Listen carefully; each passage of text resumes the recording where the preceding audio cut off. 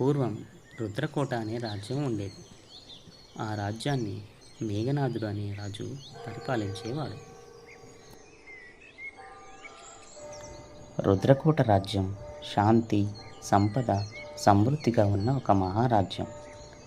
ఇక్కడి పౌరులు ఆనందంగా వ్యాపార లావాదేవీలు చేసుకుంటూ ఆత్మగౌరవంతో జీవిస్తారు. రాజు మేఘనాథుడు ధర్మబద్ధంగా పాలిస్తూ ప్రజల క్షేమాన్ని తొలి ప్రాధాన్యంగా చూస్తాడు.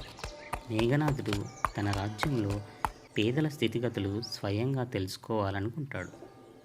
అందుకోసం ఏమి చేయాలా అని సుదీర్ఘంగా ఆలోచించాడు. చివరకు తానే మారువేషంలో వెళ్ళి పరిశీలించాలని నిర్ణయించుకున్నాడు.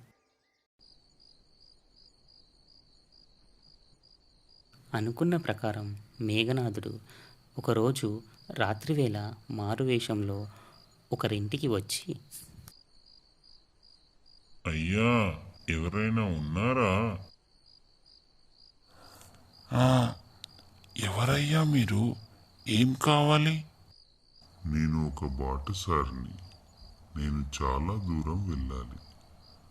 మార్గమధ్యంలో చీకటి పడింది. నాకు ఈ రాత్రికి ఆశ్రయం ఇవ్వగలరా? దానికి రామయ్య ఒప్పుకొని మేఘనాథుడికి భోజనం పెట్టి ఆశ్రయం కల్పిస్తాడు. మారువేషంలో ఉన్న మేఘనాథుడు భోజనం తింటూ రామయ్య యొక్క పరిస్థితులను తెలుసుకుంటాడు. ఇలాగే ప్రతిరోజు మారువేషంలో ఒక్కొక్కరింటికి వెళ్ళి వారి యొక్క పరిస్థితులను తెలుసుకుంటాడు.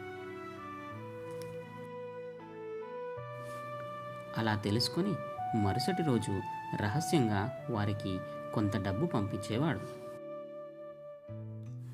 ఈ విషయం అంతా రహస్యంగా ఉంచాలని రాజు ఆజ్ఞాపించడంతో బయట ఎవరికీ తెలిసేది కాదు. అయితే సోమన్న అనే పేదవాడికి అంతఃపురంలో పనిచేసే ఒక సేవకుడి ద్వారా ఈ విషయం మొత్తం తెలిసిపోయింది. రాజు ఏ రోజు తన ఇంటికి వస్తాడో కూడా తెలుసుకున్నాడు. పచ్చడన్నం పెట్టే వాళ్ళకే రాజు డబ్బు ఇస్తుంటే తను విందు భోజనం ఏర్పాటు చేస్తే ఇంకా ఎక్కువ ధనం, కానుకలు ఇవ్వవచ్చని ఆశపడ్డాడు సోమన్న. హుటాహుటన వెళ్ళి అప్పు చేసి ఖరీదైన సరుకులు తీసుకువచ్చి విందు భోజనం తయారు చేయించాడు. మారువేషంలో ఉన్న రాజు రాగానే విందు భోజనం వడ్డించాడు సోమన్న.